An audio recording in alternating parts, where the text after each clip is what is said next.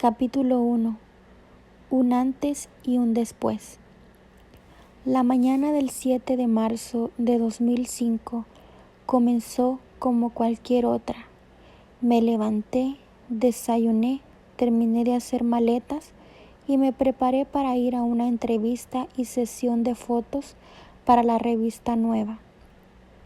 Mi hermana Adilsa y yo teníamos planeado partir directo de la entrevista al Aeropuerto Internacional de Miami, en donde tomaríamos un avión para viajar a Argentina. Me habían invitado a participar en un programa llamado Fear Factor VIP, que se grababa en Argentina y consistía en reunir a un grupo de artistas o personas reconocidas para que enfrentaran una serie de retos físicos y psicológicos que normalmente producen mucho miedo. Por ejemplo, saltar un arco de fuego o comer gusanos.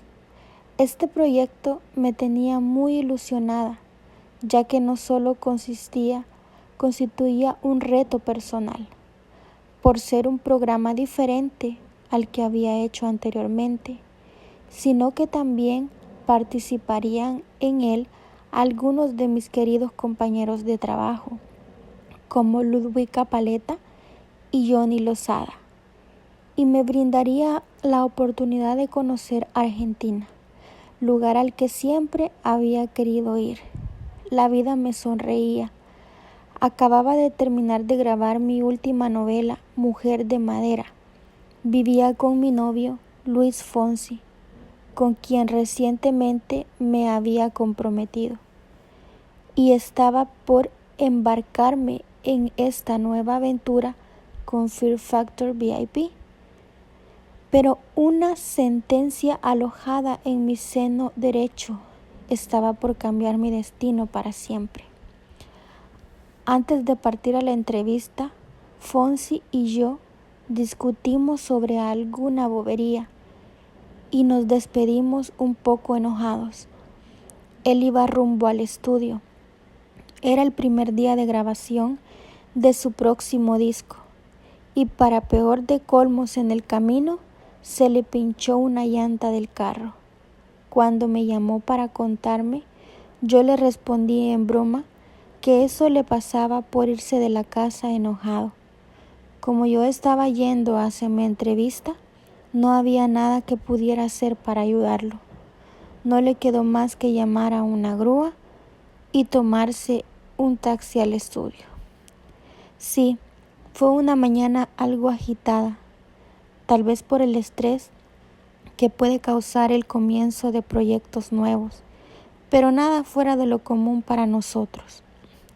Llegué a la oficina de la revista Nueva, lista para trabajar y charlar y posar para las cámaras. Mi hermana estaba ilusionada con el día, ya que le divertía verme en acción, y encima esa noche partíamos a nuestra aventura en Argentina. Fuimos recibidas cálidamente, charlamos un poquito con el equipo de la revista y enseguida me sentaron en una silla para comenzar la entrevista. Las preguntas y respuestas fluyeron fácilmente, con risas y buena energía, mientras iba revelando hasta donde deseaba detalles de mi vida. Entre tanto me comenzaron a maquillar y la conversación dio un giro inesperado. ¿Alguna vez te has preguntado cuál es tu misión en la vida?, me preguntó la periodista. Ay, era como si hubiesen sabido lo que estaba viviendo. Me emocioné, se me quebró la voz y al comenzar a hablar no pude contener las lágrimas. Hacía poco había descubierto una masita en mi seno que nunca antes había sentido.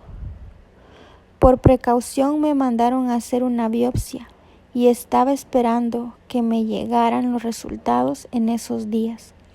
Me abrí y les conté esta intimidad porque la experiencia me había hecho ver la vida desde otra perspectiva, pero en ningún momento me imaginé que esa biopsia sería positiva.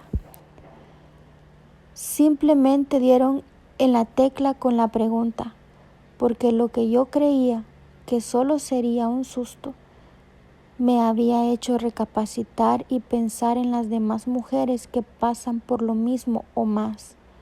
Fue un momento que me hizo reflexionar y agradecer todo lo bueno en mi vida, mis pensamientos internos, al igual que los que expresé en esa entrevista. Eran altamente positivos. Me sentía bien y simplemente me tomé todo ese proceso como un gran susto que me abrió los ojos a la fragilidad de la vida, notando que en un instante todo puede cambiar, pero pensé que mi susto ya había terminado.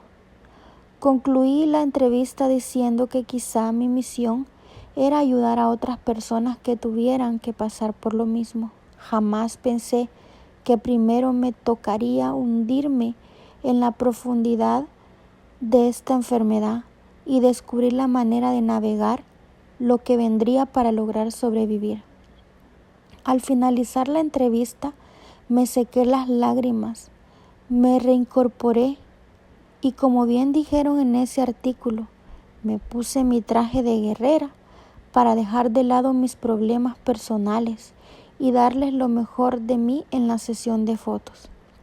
Luego nos tomamos un descanso para recargar energía y disfrutar de las delicias que nos habían traído para comer.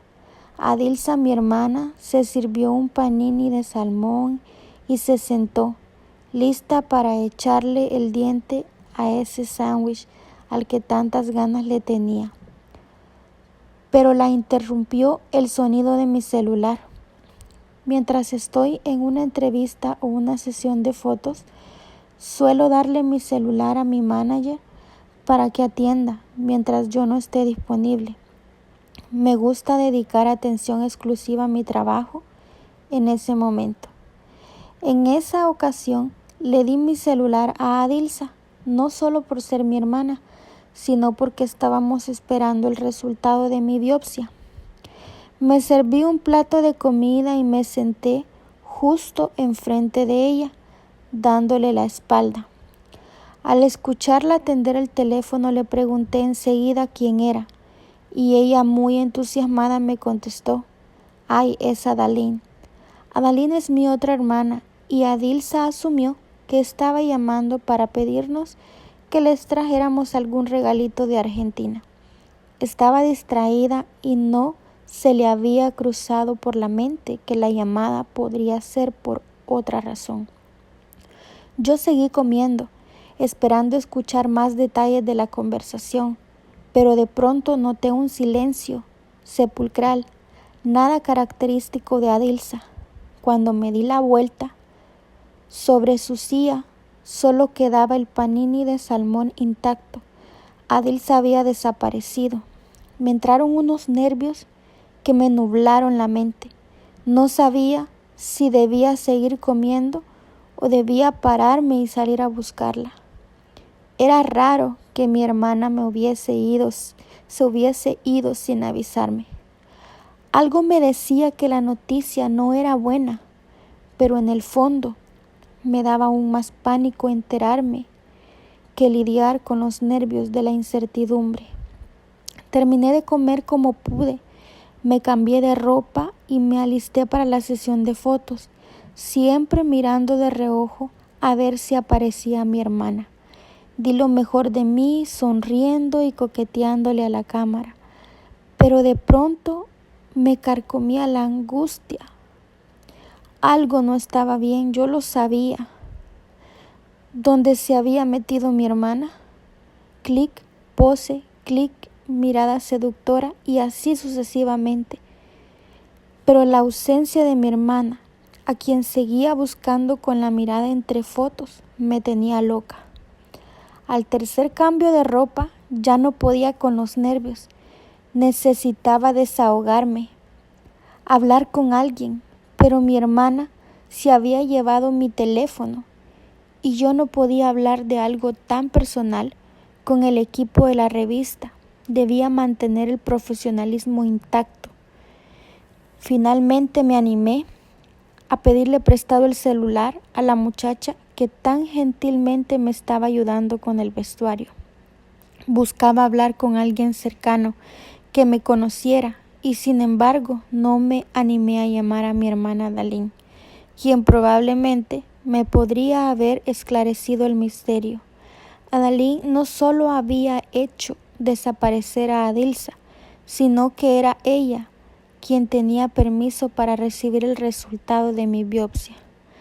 Sabía que la noticia muy posiblemente tenía que ver con ese resultado, pero no estaba preparada para enfrentar la verdad fuera cual fuese. Me hice a un lado como para hacer la llamada en privado y marqué el teléfono de mi mejor amiga Elian. Cuando me atendió le dije al instante: Elian, algo pasa y no sé lo que es. No debe ser bueno porque Adilsa no aparece.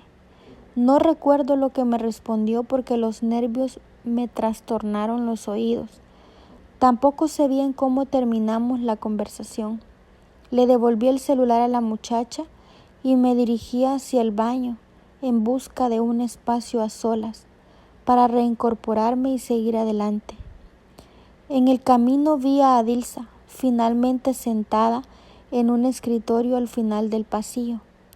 Cruzamos miradas y ella me miró con una gran sonrisa, una sonrisa que escondía una noticia que cambiaría todo. Rápidamente le pregunté algo que para mí era clave.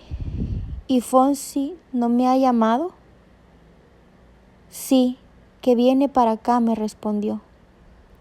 Ese sí, que viene para acá, me confirmó que algo realmente andaba mal. Normalmente nosotros hacíamos lo posible para no mezclar nuestros trabajos. Ni él se metía en mis cosas laborales, ni yo en las de él. Ese era el primer día de grabación de su disco nuevo. Se le había pinchado una llanta, no tenía carro. Todos factores que sumados hacían que una visita de él fuese realmente improbable, a menos de que se tratara de algo serio. Amigos, esperen el siguiente video en la continuación de este capítulo 1.